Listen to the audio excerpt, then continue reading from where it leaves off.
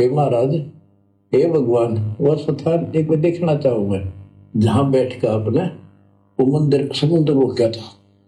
और सारी बात समझ में आ गई थी उसका कि ये समुद्र कैसे रोक दिया होगा। वो स्थान देखना चाहूँ जहां आप बैठे थे।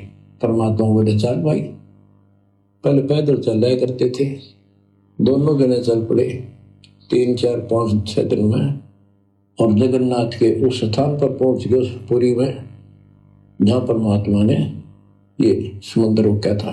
तो वहां देखो भाई और बहनों, ये विशेष संदेश है और इसमें कदम कदम पर पॉइंट है, कदम कदम पर पॉइंट।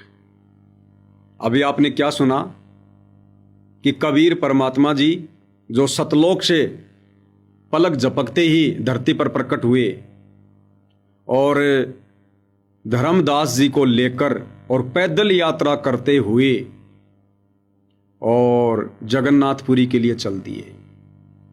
अब विचार करो भाई और बहनों, परमात्मा जी को पैदल जाने की क्या जरूरत थी?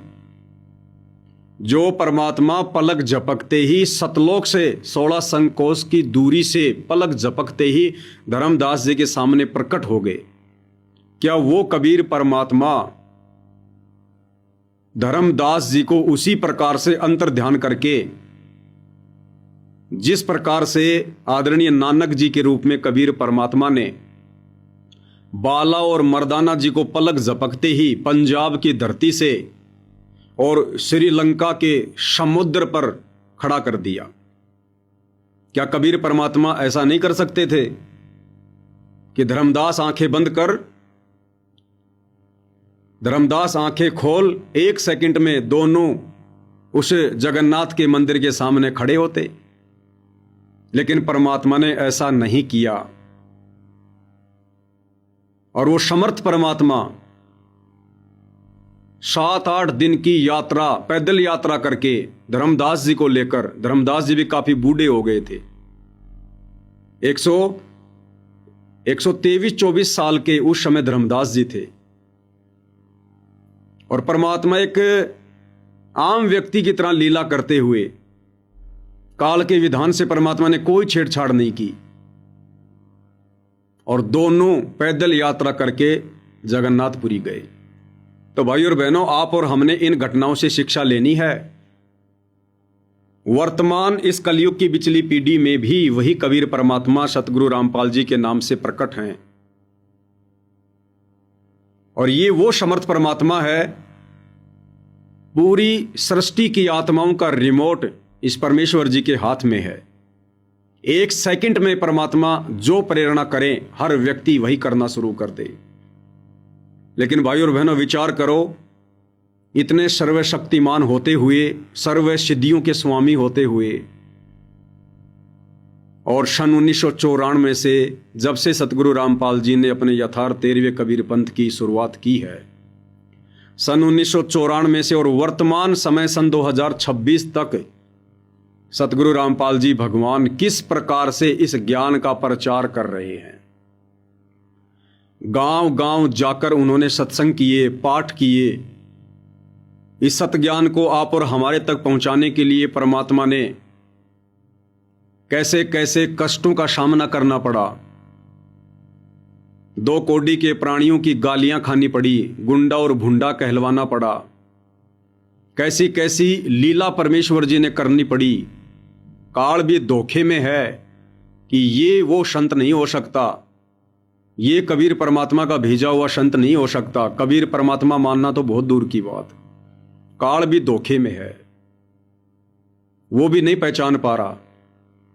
क्या ये परमात्मा सतगुरु रामपाल जी इन तमाम प्रकार के दुखों से, इन कष्टों से बचते हुए, क्या ये परमात्मा गुप्त रूप से पूरे संसार में प्रेरणा नहीं कर सकते थे? क्या सबका अंतःकरण परमेश्वर अपने रिमोट से जागृत नहीं कर सकते थे? और लाइन लग जाती, पूरी दुनिया की लाइन लग जाती इस परमेश्वर जी से नाम दीक्षा लेने के लिए, और कुछ दिखाई नहीं देता। भाई विचार करो, जिस प्रकार तीनों गुणों के प्रभाव से आप और हम सभी प्राणी प्रभावित हैं, काल प्रेरणा से जब ब्रह्मा जी रजोगुण का वॉल्यूम तेज करता है, आप और हमारे अंदर प्रेरणा करता है, तो काम वासना के लिए व्यक्ति किस कदर हावी हो जाता है। पशु पक्षी काम वासना से प्रेरित होकर रजोगुण के प्रभाव से, जिसका रिमोट ब्रह्मा जी के पास में है, ना इंसान अपनी इज्जत आबरू देखता है कि बाद में क्या होगा, तेरी इज्जत का क्या होगा, तेरे परिवार का क्या होगा। जवान लड़के लड़कियां घर छोड़कर भाग जाते हैं उस वासना से प्रेरित होकर, पीछे ये भी नहीं देखते कि माता पिता का क्या होगा, उनकी इज्जत का क्या होगा, तुम्हारे भविष्य का क्या होगा। पशु पक्षी भी अपने आप को रोक नहीं पाते काल प्रेरित होकर, रजोगुण से प्रेरित होकर। तो जब ब्रह्मा जी के रिमोट से इतना सब कुछ हो सकता है, पूरा विश्व, पूरा प्राणी समुदाय प्रभावित है, प्रेरित है, तो ये तो देवों के देव महादेव हैं, कबीर परमेश्वर हैं। तो सतगुरु रामपाल जी क्या नहीं कर सकते। पल झपकते ही, चुटकी बजाते ही पूरे संसार को परमात्मा भक्ति के लिए प्रेरित कर सकते हैं। सबके मन में वो प्रबल प्रेरणा जागृत कर सकते हैं कि मैंने तो आज ही नाम लेना है, मैंने तो इसी समय नाम लेना है, सतगुरु रामपाल जी से जुड़ना है। ये परमात्मा चाहे तो दिन रात सभी के मोबाइल पर उन्हीं के सत्संग चलने शुरू हो सकते हैं। लेकिन भाई और बहनों, उसके बावजूद भी पूज्य गुरुदेव भगवान ऐसा नहीं कर रहे हैं। परमात्मा एक आम संत की भूमिका करते हुए इस ज्ञान का प्रचार कर रहे हैं, आप और हमसे करवा रहे हैं। तो भाई और बहनों, आप और हमने भी थोड़ा विचार करना चाहिए और पूज्य गुरुदेव भगवान के अनुसार ही चलना चाहिए। उनकी प्रत्येक मर्यादाओं में रहकर भक्ति करनी चाहिए। उनके प्रत्येक वचन में रहकर हमने इस भक्ति को सफल करना चाहिए। हमने किसी प्रकार के, किसी चमत्कार की कोई उम्मीद नहीं करनी चाहिए। हमने गुरुदेव भगवान के इस प्रयत्न को सफल करना चाहिए, उनके अनुसार हमने चलना चाहिए। ये परमात्मा जबरदस्ती नहीं करेगा, ये कभी भी काल के साथ किए गए एग्रीमेंट को नहीं तोड़ेगा। तो हम किसी भी प्रकार के चमत्कार की उम्मीद में ना रहें कि परमात्मा जबरदस्ती हमारा हाथ पकड़कर सतलोक ले जाएंगे। तो आप और हमने इन घटनाओं से शिक्षा लेनी है भाई और बहनों, कि चाहे तो ये परमात्मा एक सेकंड में सबके अंदर भक्ति की प्रेरणा कर सकते हैं, सबको अपनी भक्ति से जोड़ सकते हैं, लेकिन ये समर्थ होते हुए भी ऐसा नहीं कर रहे हैं। क्यों? क्योंकि ये परमात्मा अपने एग्रीमेंट में बंधे हुए हैं। हालांकि अबंध परमात्मा है।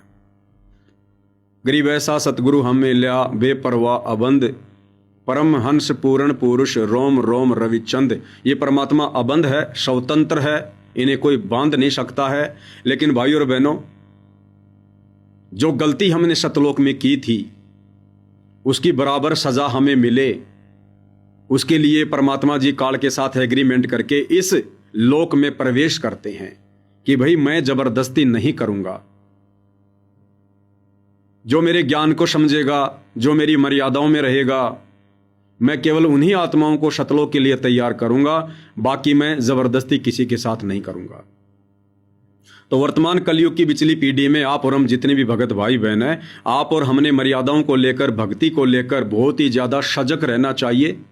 हमने किसी भी प्रकार की गलतफहमी का शिकार नहीं बनना चाहिए कि मैं तो सतलोक आश्रम में जाता हूँ, मैं तो बहुत बड़ा सेवादार हूँ, मैं तो गुरुदेव के लड़कों के साथ में रहता हूँ, मेरी जान पहचान अनारो माई के साथ में है, या मेरे को तो गुरुदेव भगवान ने बहुत ज़्यादा आशीर्वाद दे रखा है, गुरुदेव से मेरी जान पहचान है, मैं गुरुदेव के साथ में रहा करते थे। ये तुम्हारी तमाम बातें, तमाम चालाकियाँ अंत में धरी की धरी रह जाएंगी। ये परमात्मा जिस विधि से लेकर जाएगा वो विधि उन्होंने आप और हमें सन 1994 से बतानी शुरू कर दी थी। और इस विधि से जो इस भक्ति मार्ग पर चलेगा, लगेगा, हर प्रकार से संघर्ष करता हुआ, मर्यादाओं में रहता हुआ, इनके प्रत्येक वचन की पालना करता हुआ, ज्ञान को आधार बनाता हुआ, उसी आत्मा को परमेश्वर अंत में सतलोक के लिए तैयार करेंगे।